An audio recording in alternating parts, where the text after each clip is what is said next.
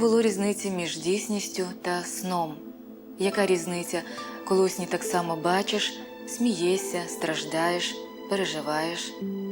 Хіба дійсність не щезає так само безслідно, як сон?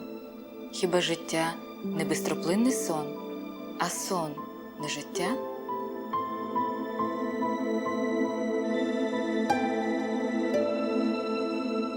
Михайло Коцюбинський дуже болісно сприймав одноманітність буденщини і як повітря потребував повноти життя. Саме тому цього письменника називали співцем краси та імпресіоністом української прози.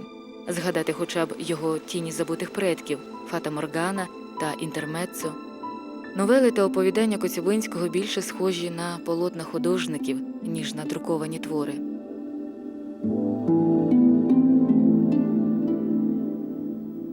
А насичувало Михайла Михайловича темами, враженнями та почуттями все небуденне. Довгі подорожі, кохання. Чи це було у вісні?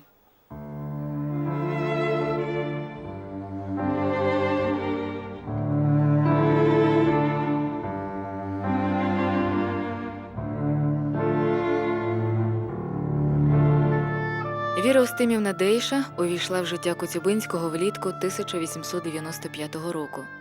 Письменникові тоді йшов 31-й рік. Їхнє знайомство відбулося на першому київському з'їзді Українського товариства «Громада». Михайло був делегатом від Вінниці, Віра – від Чернігова.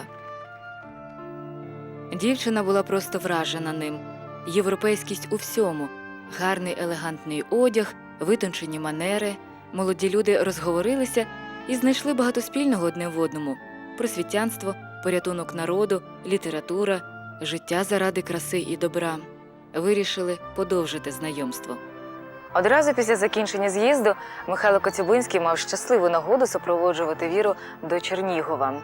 Адже, як з'ясувалося, він був запрошений своїм чернігівським товаришем на хрестини. Тож молодий письменник із задоволенням скористався цією нагодою, щоб продовжити знайомство з Вірою Дейшею.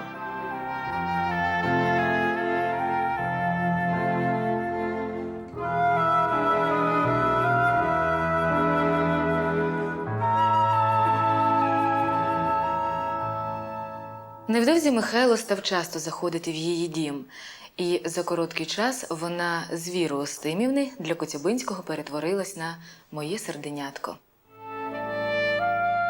На рік старша від письменника Віра Дейша миттєво підкорила романтичного Коцюбинського, адже була натурою неординарною та вражала своєю енергійністю та рішучістю. Закінчивши Чернігівську гімназію, вона вступила до фізико-математичного факультету петербурзьких бестужівських курсів. У ті часи це було надзвичайною рідкістю. Царський уряд встановив суворі обмеження щодо отримання вищої освіти жінкам.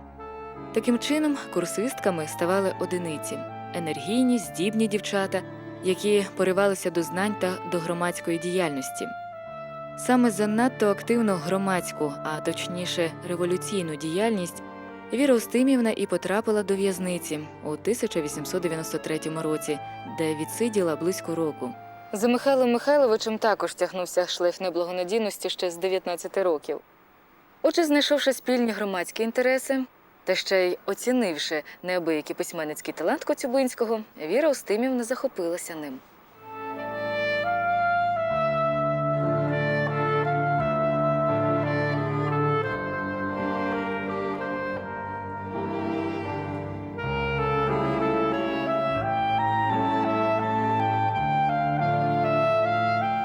На жаль, Михайлові Михайловичу вже незабаром прийшов час повертатися у Вінницю, де він мешкав з матір'ю та двома молодшими сестрами Лідією та Ольгою.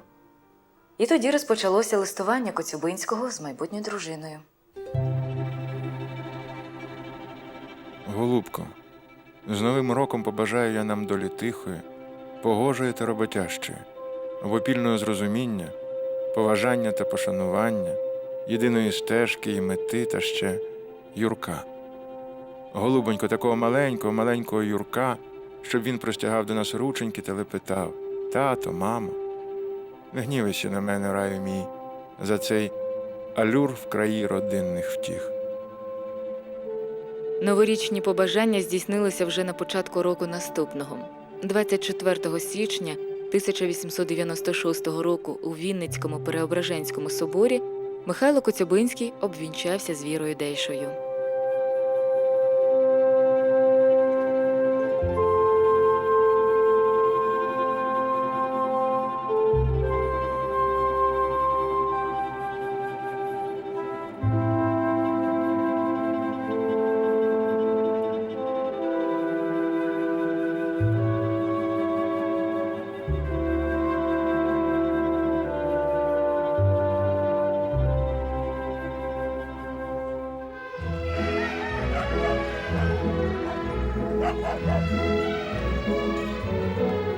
На той час Михайло Коцюбинський входив до складу філоксерної комісії.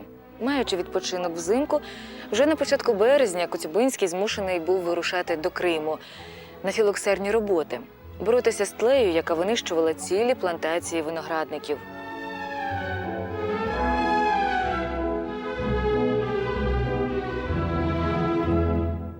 Віра Устимівна поїхала разом з чоловіком, але вже в вересні вона повернулася назад додому в Чернігів. Вона чекала дитину, маленького Юрка. Серденяточко, питаєш, чи не одвик я від тебе? Коли я прочитав те питання, то мало не розплакався. Не соромлюся навіть признатися у цьому. Мені так гірко, так тяжко без тебе, що я часто обурююсь на долю всіма силами душі і таки стараюся здержатись, щоб не стати цілком нещасним. Я завжди скрізь з тобою. Про тебе думаю, тебе кохаю, тобою живу. Дбай про настрій, він у тебе повинен бути добрим, бо Юрок все почуває. Цілую тебе без ліку, без міри. Цілую в оченята, бровеняточки мої любі, устоньки, рученьки, ноженьки і скрізь. Ще раз, ще два і т.д. Цілую, твій Муся. Михайло Михайлович важко переживав розлуку з дружиною, адже вона затягнулася майже на 2 роки. З такою приємністю одриваю картки з календаря, що це найприємніша хвилина у мене з цілого дня. Він писав їй кожен день, а всі аркуші мали своєрідний відлік. Перший день без Віри, другий день без Віри. І так до самого повернення з Криму. Там, у Криму, суттєво погіршилося його здоров'я. У жовтні 1896 року на пароплаві з Ялти до Одеси Михайло жахливо застудився і тяжко хворів аж до літа наступного року. Після цього слабне його серце, згодом дійде до пороку і стенокардії. А далі ставатиме лише гірше і гірше. За увесь цей час Віра Устимівна змогла приїхати до чоловіка лише восени 1896 року, а народження сина стало неабияким стимулом письменникові для того, щоб кинути роботу в комісії та переїхати до Чернігова. Проте для того, щоб там оселитися, Коцюбинському потрібна була згода губернатора, а той, у свою чергу, мав отримати її у департаменті поліції. Очікувати дозволу довелося півроку, від листопада 1897 до березня 1898 року. Протягом цього часу Михайло Михайлович мешкав у місті Житомирі, де спочатку завідував конторою газети «Волинь», а потім працював її редактором. Нарешті навесні 1898 року письменник переїхав до дружини в Чернігів, до нового помешкання, затишного будинку, який подружжя викупило у місцевого лісника. Письменник забирає до себе матір Гликерію Максимівну та сестру Лідію. Саме тут народяться ще 3 дітей Коцюбинського – Оксана, Ірина та Роман. Саме тут письменник проживе останні 15 років свого життя. Віра Устимівна створює навколо нього атмосферу побожності та комфорту. Все заради його творчості, все, аби йому було зручно. Свіжі букети у вазах, тиша у будинку, сад повний квітів та щоденні сонячні ванни. Серце, його слабе серце і загалом підірване здоров'я тримало у заручниках усіх – матір, сестру, дружину. Навіть діти ще малими дбали про те, аби батькові краще працювалося, оберігали його спокій.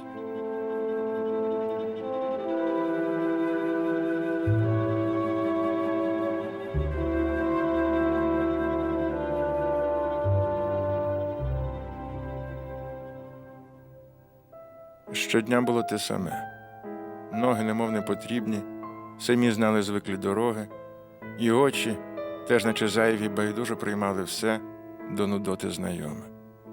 Пливли перед ними і безслідно зникали маломістечкові доми, і все ті ж самі люди, наче потерті меблі у хаті, між якими роками можна ходити, не помічаючи навіть.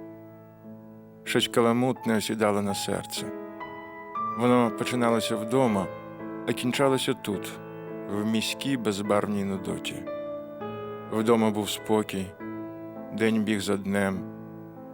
Як в калюжі весь город, так в окремому дні він бачив ціле своє життя.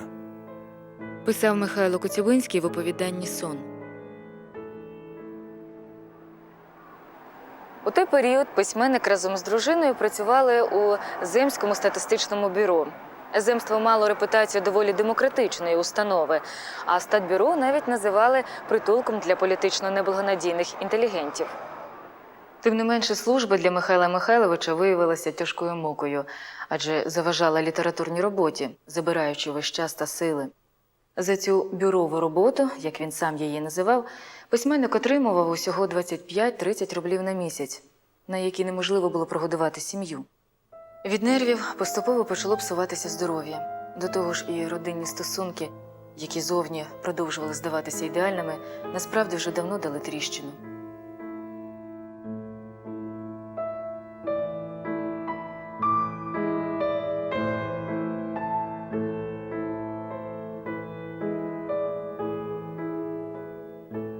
Хотілося щось пережити, сильне та гарне, мов морська буря, подих весни, нову казку життя.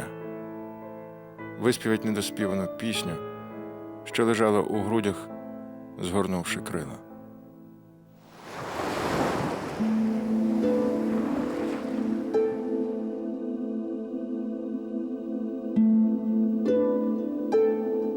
І таким подихом весни для Михайла Коцюбинського несподівано стала молода співробітниця статбюро Олександра Аплаксіна.